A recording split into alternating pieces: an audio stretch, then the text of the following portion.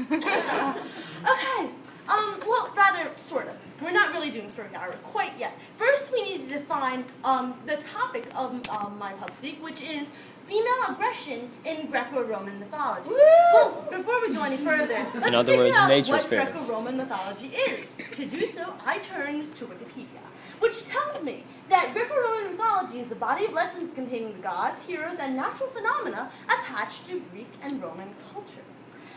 By and large, Greco-Roman mythology is drawn from certain classical texts, like Hesiod's Works and Days and Theogony, Homer, tragic playwrights of Athens, like especially Aeschylus, Sophocles, and Euripides, and as well as Romans like Ovid and Apollodorus. So now that we have a certain idea of what Greco-Roman mythology is, let's focus in on the traditional characterization of the female non-goddess within Greco-Roman mythology. By and large, the female non-goddess is defined as somebody else's mother or lover. In other words, she's defined in reference to a male character, typically the hero. So, as a result of this, she's also usually protected or pursued by that hero. Like, she's either the love interest or she's the dependent, like a mother or a daughter of the hero who needs to be protected from other people. This is not actually that surprising because she fills the traditional role of a woman within Greek society, particularly when we're talking about virtuous women. Ellen D. Reeder says that the female par excellence in Greek society was a girl almost on the edge of womanhood who has sexual curiosity, an almost uncontrollable spirit, and irresistibility to men. Sounds good, right? Yeah, and this definitely, this by and large fits in with the tradition, with the portrayal of the love interest in Greek myths. Euripides also mentioned another facet of the female character. Women run households and protect within their homes what has been carried across the sea, and without a woman, no home is clean or prosperous. This does not mean that, women spend all their time mopping in Greek mythology, but it does indicate that she has a certain niche carved within the domestic sphere, and as a result, by and large, we see her acting within that domestic sphere. On the other hand, the female character is also, by and large, portrayed as crafty, able to manipulate men, typically the ones like her family or her lovers, into doing what she wants by, playing on the bonds that bind them. This, of course, portrayal of the female varies by city-state, but overall, it was, certainly the overall impression was that the female was a subservient, attached to a subservient domestic rule in society, though it's important to note that the female was thought to have a special religious connection to religious and magical things. Okay, now that we've got that out of the way, let's talk about the female aggressor. I was supposed to do a poor face, but yeah. Anyway, of course, let me just preface this by saying that my definition is somewhat arbitrary, but I'm characterizing the female aggressor as a non-god, in that, she doesn't have the privileges attached to divinity. And thus she also has, less agency within her social sphere. However, and also, by aggressor, I mean someone who engages in direct physical violence. I'm not talking about people who spur others, as in their male relatives or lovers, on to commit violence. I'm talking about women who actually commit the violence, who actually hold the knives or whatever. Another thing to note right before we go on into talking about the female aggressors is take note that there is a marked tendency within Greek mythological representations to divide powerful women up into the sexually active but hostile and the virginal but helpful category. Blundell says that the childbearing woman was supposed to come under male domination, and any female who tried to evade this was obviously up to no good. So thus, unsurprisingly, especially since the female within Greek mythology is generally portrayed as a somewhat virtuous character, the traditional, just considering the traditional parameters for Greek femininity, female aggressors are relatively rare within Greek mythology, and therefore, the examples I'm going to propose today are actually very much representative of the female aggressor, simply because there really aren't that many. Okay, so story time. We're getting to it. First up, Salmacis and Hermaphroditus. So once upon a time, there was a really handsome dude named Hermaphroditus. Like everybody, everywhere he goes, women swoon, and so on and so forth, right? One day he decides that he's going to go bathing, and turns out that he's going bathing in a pond where the nymph Salmacis lives. And Salmacis is like, dude, this guy is really handsome. Unfortunately, Hermaphroditus doesn't return her sentiments, but Salmacis is not content to just pine away for him. No, she attacks him and becomes the only female rapist within the Greek mythological canon when she jumps on him and violates him. And at this point, as Hermaphroditus is struggling, she calls out to the gods, and the gods apparently are listening because she's telling them, please let us never be apart. So the gods fuse them together, and Hermaphroditus ends up being a creature with both male and female genitalia. Fun for everyone, except maybe Hermaphroditus.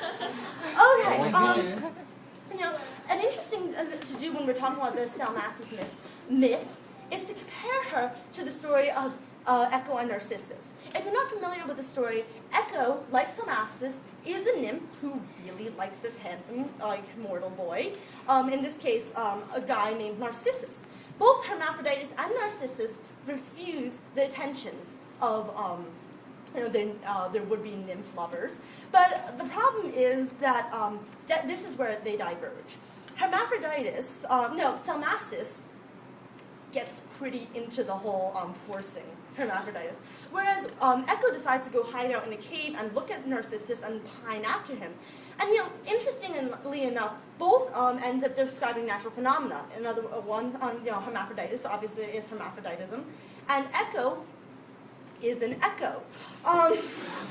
Yes, okay, guys, stop mocking. Anyway. But the interesting thing to note is that the Echo and Narcissus myth is very popular, was very popular then, remains very popular today. While on the other hand, the much less traditional and much more obscure myth of Salmacis and Hermaphroditus is and therefore you can see the difference in obscurity between the female aggressor and the female piner / would-be love interest. Okay, second story. Once upon a time, there was a really handsome dude named Jason. And Jason decided to, was a great hero, found, the golden fleece, retrieved it, and everything. And he also has a gal pal named Medea. And Medea is a magical priestess of Hecate, the goddess of magic. And she's helped him out a lot on his adventures. She's chopped up her little brother into bits, for example, and thrown her overboard to keep her father's ships from chasing after Jason. And she's convinced King of Iolcus to his daughters to chop him up so that Jason can become king. And so she's done a lot for him. She's sacrificed a lot for him. But Jason obviously doesn't appreciate this, even though she's given him two twin boys. Because one day out of the blue he goes, "Hey, Medea, so I'm getting married." Not to you, I mean. But, I'm getting married to Princess Creusa of Corinth.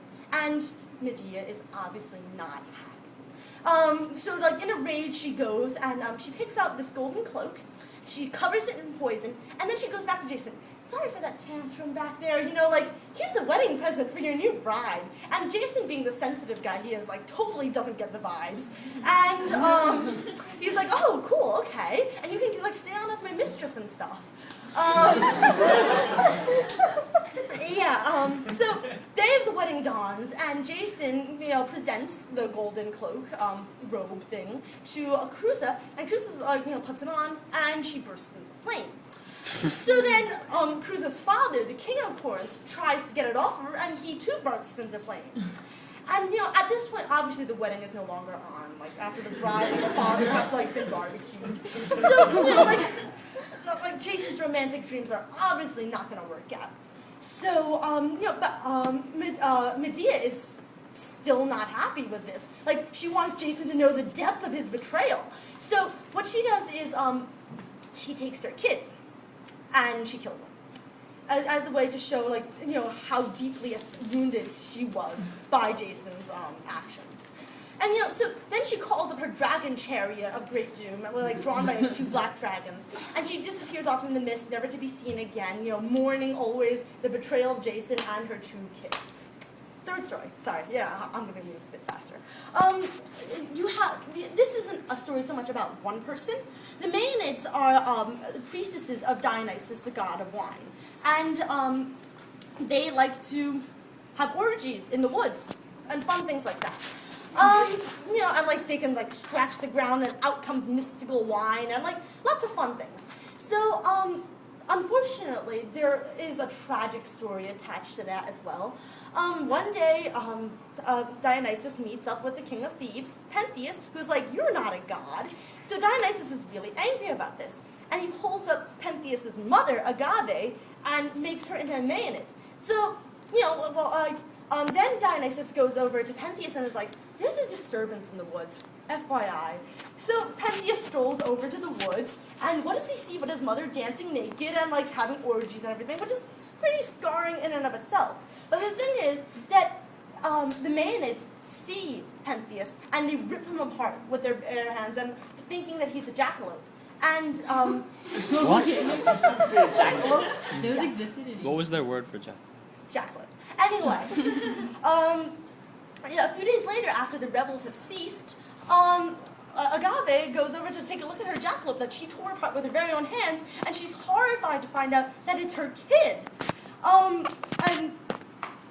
So there, these are the so again, Salmacis, Medea, and Agave and the Maeanids are pretty much representative of female aggression within Greek mythology. Okay, let's talk now about the thematic similarities that really bind the examples of female aggression here. First of all, there's a distinct sense of unnaturalness throughout the entire thing. First, the unnaturalness of a woman outside the domestic sphere, purposely destroying the relationships in her family in an entirely unfamiliar way, like killing their lovers, or worse yet, their children. Medea and Agave particularly, with regard to them, filicide was considered the most heinous crime possible, particularly when you link it to the difficulty of childbirth in ancient Greece. Even Clytemnestra, who's like perfectly fine with like killing her husband and everything, says to give birth is a dreadful thing. Despite suffering badly, one cannot bring oneself to hate those she has borne. And so, filicide, therefore, if even Clytemnestra says that filicide is a very bad thing, you must be very, very unusual and unnatural to be killing your child. Also, on a lesser scale, and less, there's also the unnaturalness of Medea and Salmacia killing or significantly punishing their lovers as a result of being scorned women to a certain extent. But in addition to the unnaturalness of the relationships, there's also a physical unnaturalness. Of course, the most obvious example is Salmacia, and first the shock of her being a female nymph rapist. And then the second, the fact that she's merged with hermaphroditus and become neither male or female, or rather both.